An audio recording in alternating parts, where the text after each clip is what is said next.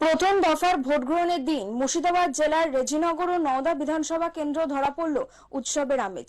বৃহস্পতিবার সকালে সপরিবারে নিজের ভোটাধিকার প্রয়োগ করলেন আমজনতা উন্নয়ন পার্টির চেয়ারম্যান হুমায়ুন কবির। এদিন সকালে বাড়ি থেকে বেরিয়ে তিনি সোমপাড়া 1 নম্বর গ্রাম পঞ্চায়েত অফিস সংলগ্ন বুথে পৌঁছে নিজের ভোট দেন। ভোটদান শেষে সাংবাদিকদের মুখোমুখি হয়ে তিনি জানান, এখনো পর্যন্ত এলাকায় ভোট গ্রহণ মোটের ওপর শান্তিপূর্ণভাবেই চলছে। তবে রাজনৈতিক লড়াইয়ে নিজের দলের শক্ত অবস্থান নিয়ে বড় দাবি করেছেন হুমায়ুন।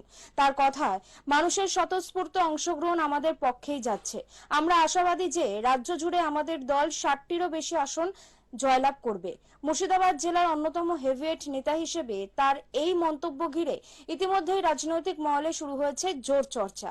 জেলা জুড়ে কড়া পুলিশি নিরাপত্তা ও কেন্দ্রীয় বাহিনীর নজরদারিতে চলছে এই দফার ভোটযুদ্ধ। একটাই কথা বলবো, 152টা সিটে যে আজকে ভোট, পুরো শান্তিতে ভোট হওয়া চাই। পুরো কোনো জায়গায় কোনো রক্তক্ষয়ী কোনো ঘটনা না ঘটে, কোনো মানুষ যেন হ্যাকেল না হয়, কোনো জায়গায় কোনো ঝামেলা যাতে না হয়। পুরো এবার ইলেকশন কমিশনকে ধন্যবাদ জানাবো আপনাদের চ্যানেলের মাধ্যমে। 2021-এ 8 দফায় ভোট হয়েছিল, 2024-এ 7 দফায় ভোট হয়েছিল, এবার 2026-এ 2 দফায় ভোট হচ্ছে। কাজেই ইলেকশন কমিশন যে চ্যালেঞ্জ অ্যাকসেপ্ট করেছে, এখন পর্যন্ত গোটা পরিবেশ গোটা পরিস্থিতি বাংলার শান্তিপূর্ণ রয়েছে। আজকের দিনটাও শান্তিপূর্ণ থাকা চাই। আরও যে 4টে দিন, যে 24, 25, 26, 27 প্রচার, সেটাও শান্তি থাকা চাই। 29 এপ্রিলও শান্তিতে মানুষ অংশগ্রহণ করবে, তাদের পছন্দর প্রার্থীকে ভোট দেবে। তাদের যাতে কোনো নিরাপত্তায় সমস্যা না হয়, এটা সেন্ট্রাল ফোর্স দেখুক।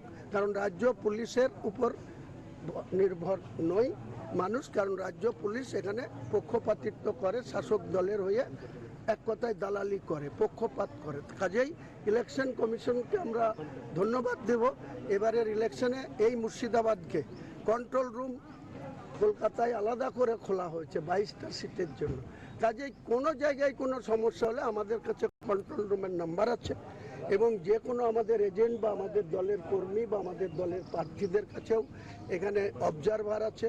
নিজের নিজের বিধানসভায় police observer, general observer, financial observer, তাদের সঙ্গে যোগাযোগ। সর্বোপরি জেলার এসপি, বিভিন্ন থানার ওসিরা, তারা যাতে শান্তিতে মানুষকে ভোটে অংশগ্রহণ করতে দেয়। কালকে আপনার ভাইকে অ্যারেস্ট করেছে। হ্যাঁ, এটা নোংরামি। আর কি করবে, একটা ভোট দিতে দিল না, তাকে আটকালো। কবে নাকি কোন মহিলা সে এখানে এসে থাকতো, ইয়ং ছেলে, তাকে অনেকবার নিষেধ করেছিলাম এদের এইরকম পরিবেশে তাদের সঙ্গে কথা না বলা, না মিশা, কিন্তু কবে করে রেখেছে 164। আমি কালকে যখন এখান থেকে অ্যারেস্ট করে, আমি সঙ্গে সঙ্গে এসপিকে ফোন করি। এসপি আমাকে বলে যে রিকোয়েস্ট করবেন না, কারণ এর বিরুদ্ধে একজন মহিলা 164 আলাম। সেটা কবে করেছে? উনি বলছে 15 দিন আগে। আলাম তখন কেন স্টেপ নেননি? কালকে ভোট, আজকে কেন তাকে অ্যারেস্ট করা হলো? এটা নোংরামি করবেন না। আমি কালকে ভোট, এসবের জবাব আমি শক্তিপুর থানাকে দেব। কালকে ভোট পিসফুল হোক, তারপরে আমি শক্তিপুর থানাকে দেবো। নোংরামি, এখানে অনেক ক্রিমিনাল ঘুরে বেড়ায়, তাদের অ্যারেস্ট করে না। গিয়াস বলে একটা ছেলে বিদুপাড়ার, তার বিরুদ্ধে কোনো কমপ্লেন নাই, তাকে শুধু আমাদের হয়ে ভোট করছে বলে তাকে নিয়ে গিয়ে থানায় বসিয়ে রেখেছে, ডিটেন করেছে। এসব করে কোথায় কোথায় যাবেন?